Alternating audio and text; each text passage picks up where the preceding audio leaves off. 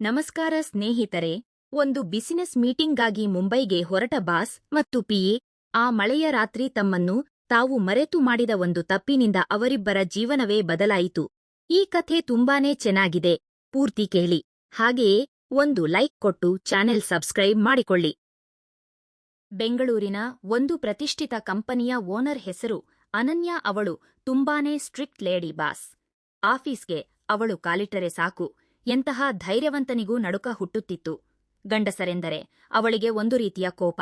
ಇದಕ್ಕೆ ಕಾರಣ 10 ವರ್ಷಗಳ ಹಿಂದೆ ಪ್ರೀತಿ ಮತ್ತು ನಂಬಿಕೆಯ ಹೆಸರಿನಲ್ಲಿ ನಡೆದ ವಂಚನೆ. ಅಂದಿನಿಂದ ಅವಳ ಮನಸ್ಸು ಕಲ್ಲಿನಂತೆ ಬದಲಾಗಿತ್ತು. ಗಂಡಸರೆಂದರೆ ಬರೀ ಸ್ವಾರ್ಥಿಗಳು ಮತ್ತು ಅಧಿಕಾರ ಚಲಾಯಿಸುವವರು ಎಂಬ ಭಾವನೆ ಅವಳಲ್ಲಿ ಮೂಡಿತ್ತು.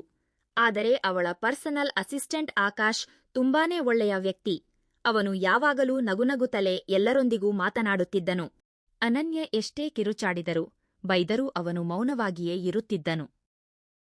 ಆಕಾಶ್ನ ಈ ಅತಿಯಾದ ತಾಳ್ಮೆಯೇ ಅನನ್ಯಳಿಗೆ ಸಿಟ್ಟೂ ತರಿಸುತ್ತಿತ್ತು.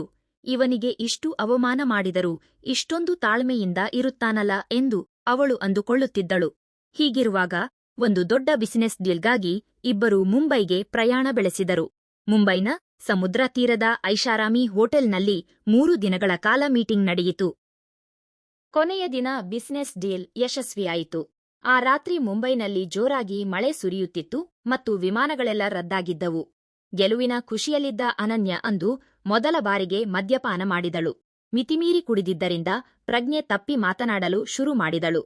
ಆಕಾಶ್ನನ್ನು ಕರೆದು ಅಪ್ಪುಗೆಯೊಂದಿಗೆ ಡ್ಯಾನ್ಸ್ ಮಾಡಲು ಅವಳು ಮುಂದಾದಳು. ಅವಳ ವರ್ತನೆಯಿಂದ ಮುಜುಗುರಗೊಂಡ ಆಕಾಶ್ ಅವಳನ್ನು ಸಮಾಧಾನಪಡಿಸಿ ಹೋಟೆಲ್ ರೂಮಿಗೆ ಕರೆದುಕೊಂಡು ಬಂದನು. ರೂಮಿಗೆ ಬಿಡಲು ಬಂದಾಗ ಅನನ್ಯ ಕುಡಿದ ಅಮಲಿನಲ್ಲಿ ಎಡವಿ ಬೀಳಲು ಹೋದಳು. ಆಗ ಆಕಾಶ್ ಅವಳನ್ನು ಹಿಡಿದುಕೊಂಡನು.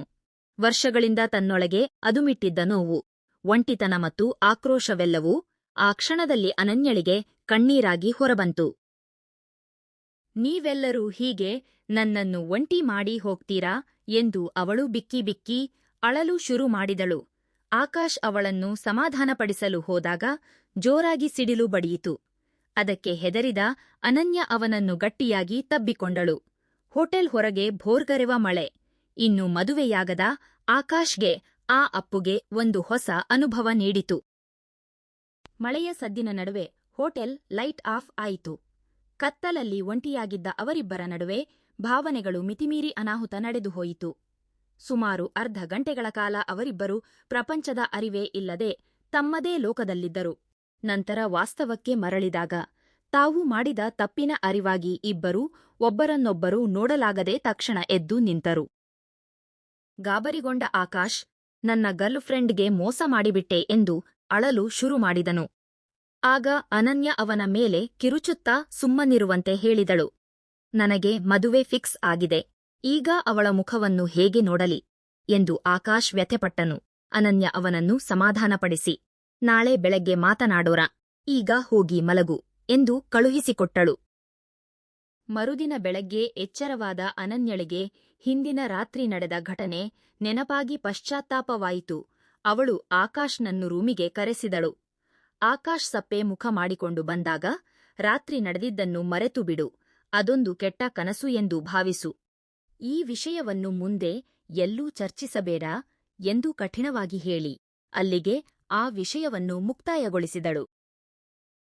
ಆದರೆ ಅಂದಿನಿಂದ ಅನನ್ಯಳಿಗೆ ಆಕಾಶ್ನ ಮಗುವಿನಂತಹ ಮುಖ ನೋಡಿ ಪ್ರೀತಿ ಅರಳಲು ಶುರುವಾಗಿತ್ತು. ಆದರೂ ಅವಳು ಅದನ್ನು ಹೊರಹಾಕದೆ ಕಠಿಣವಾಗಿಯೇ ನಡೆದುಕೊಳ್ಳುತ್ತಿದ್ದಳು. ಬೆಂಗಳೂರಿಗೆ ಮರಳಿದ ನಂತರ ಆಕಾಶ್ ತನ್ನ ಗರ್ಲ್ ಫ್ರೆಂಡ್ ಜೊತೆ ಸಮಯ ಕಳೆಯುತ್ತಿದ್ದಾಗ ಅನನ್ಯಳಿಗೆ ಹೊಟ್ಟೆಕಿಚ್ಚು ಶುರುವಾಯಿತು. ಸಣ್ಣಪುಟ್ಟ ಕೆಲಸದ ನೆಪ ಹೇಳಿ ಅವನನ್ನು ಪದೇ ಪದೇ ಆಫೀಸ್ಗೆ ಕರೆಸಿಕೊಳ್ಳುತ್ತಿದ್ದಳು. ಹೀಗೆ 3 ತಿಂಗಳು ಕಳೆಯಿತು. ಅನನ್ಯಳ ತಲೆಹರಟೆ ಮತ್ತು ಕಿರುಕುಳದಿಂದ ಆಕಾಶ್ಗೆ ಕೋಪ ಬರಲು ಶುರುವಾಯಿತು. ಅವನು ಕೆಲಸಕ್ಕೆ ರಾಜೀನಾಮೆ ನೀಡಲು ಮುಂದಾದರೂ ಅನನ್ಯ ಅದನ್ನು ಒಪ್ಪಲಿಲ್ಲ. ಒಂದು ದಿನ ಅನನ್ಯ ಅವನನ್ನು ಮನೆಗೆ ಕರೆದಾಗ ಆಕಾಶ್ ಕೋಪದಿಂದ ಅವಳ ಮೇಲೆ ಕಿರುಚಾಡಿದನು. ತನ್ನ ಪ್ರೀತಿಯನ್ನು ಹೇಳಿಕೊಳ್ಳಲಾಗದೆ ಅನನ್ಯ ಮೌನಕ್ಕೆ ಶರಣಾದಳು. ಕೊನೆಗೆ ಆಕಾಶ್ಗೆ ಪ್ರಮೋಷನ್ ನೀಡಿ ಅಮೆರಿಕಾಗೆ ವರ್ಗಾವಣೆ ಮಾಡುವುದಾಗಿ ತಿಳಿಸಿದಳು. ಇದನ್ನು ಕೇಳಿ ಆಕಾಶ್ ಖುಷಿಯಿಂದ ತನ್ನ ಪ್ರೇಯಸಿಗೆ ವಿಷಯ ತಿಳಿಸಲು ಅಲ್ಲಿಂದ ಹೊರಟು ಹೋದನು. ಆದರೆ ಅನನ್ಯ ಅವನಿಗೆ ಇನ್ನೊಂದು ಮುಖ್ಯ ವಿಷಯ ಹೇಳಬೇಕಿತ್ತು. ಆ ರಾತ್ರಿಯ ಘಟನೆಯಿಂದ ಅವಳು ಗರ್ಭಿಣಿಯಾಗಿದ್ದಳು. ಆದರೆ ಆಕಾಶ್ನ ಸುಖದ ಜೀವನಕ್ಕಾಗಿ ಅವಳು ಆ ರಹಸ್ಯವನ್ನು ತನ್ನಲ್ಲೇ ಹುತುಹಾಕಿದಳು. ಆಕಾಶ್ ಮದುವೆಯಾಗಿ ಅಮೆರಿಕಾದಲ್ಲಿ ನೆಲೆಸಿದನು. ಅನನ್ಯಳಿಗೆ ಒಂದು ಗಂಡು ಮಗು ಜನಿಸಿತು. ಅವಳು ಈಗ ತನ್ನ ಮಗುವಿನೊಂದಿಗೆ ಪ್ರೀತಿಯಿಂದ ಜೀವನ ನಡೆಸುತ್ತಿದ್ದಾಳೆ. ಆಕಾಶ್ನನ್ನು ಆಗಾಗ ನೆನಪಿಸಿಕೊಂಡರೂ ಅವನ ಜೀವನಕ್ಕೆ ಮತ್ತೆ ಅಡ್ಡಿಯಾಗಬಾರದೆಂದು ಅವಳು ಬಯಸುತ್ತಾಳೆ. ಒಬ್ಬ ತಾಯಿಯಾಗಿ ತನ್ನ ಹೊಸ ಪಯಣವನ್ನು ಶುರು ಮಾಡಿದ ಅನನ್ಯಳಿಗೆ ಈ ಜೀವನವೇ ಈಗ ಸಾರ್ಥಕವೆನಿಸಿದೆ. ಈ ಕತೆ ಇಷ್ಟವಾಗಿದ್ದರೆ ದಯವಿಟ್ಟು ಲೈಕ್ ಮಾಡಿ, ಶೇರ್ ಮಾಡಿ, ಸಬ್ಸ್ಕ್ರೈಬ್ ಮಾಡಿಕೊಳ್ಳಿ. ಧನ್ಯವಾದಗಳು.